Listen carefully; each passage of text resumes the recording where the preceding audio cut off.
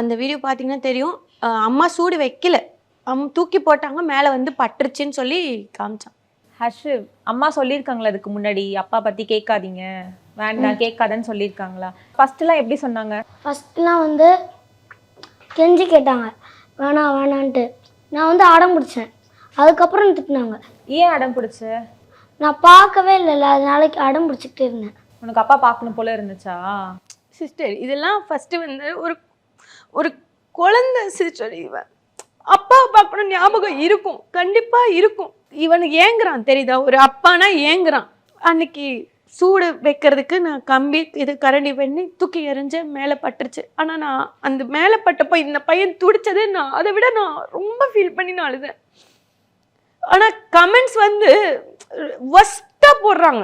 First ஒரு கொடூரமான தாய், 3 வயசு குழந்தையை சூடு வைத்த தாய், மாடு மாதிரி மாட்டை அடிக்கிற மாதிரி அடிக்கும் கொடூர தாய்.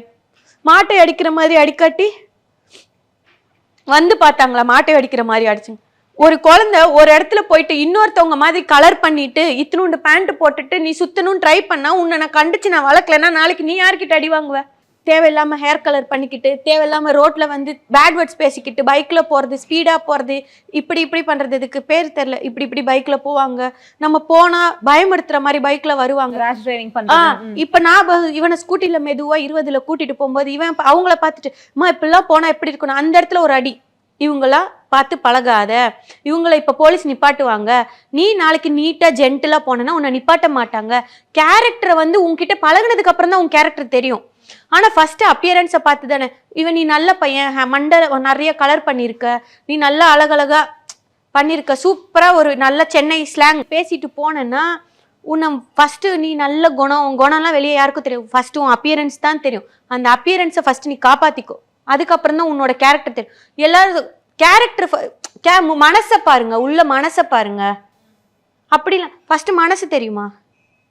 ஒரு இன்டர்வியூக்கே போகிறோம், நீட்டாக ட்ரெஸ் பண்ணாதானே உள்ளே விடுவீங்க, அந்த மாதிரி ஸ்டைலில் வந்தால் உள்ளே விட்டுருவீங்களா? ஸோ அதுக்கெல்லாம் கண்டித்து வளர்க்காட்டி குழந்தை நீங்கள் என்கிட்ட அடி வாங்காட்டி வெளியே அடி வாங்கும். ஆனால் இதெல்லாம் வந்து முன்னாடி தானே இருந்துச்சு. இப்போ வந்து ஒரு ஜென்டில் பேரண்டிங்னு ஒரு விஷயம் போயிட்டு இருக்கு. இப்போ நியூ ஜென் மாம்ல வேறு விதமாக தான் குழந்தைங்களை வளர்க்குறாங்க. உங்களை பொறுத்த வரைக்கும் ஜென்டில் பேரண்டிங்லாம் என்ன நினைக்கிறேன்? ஜென்டில் பேரண்டிங் நான் சொல்லி பார்த்தேன், குழந்தைய அடிக்க மாட்டான், என் குழந்தை வந்து நல்ல பையன் சொல்லி பார்த்து கேட்கல. ஃபைனலாக அடித்த பிறகு இன்ன வரைக்கும் யாரையும் கை வச்சது கிடையாது.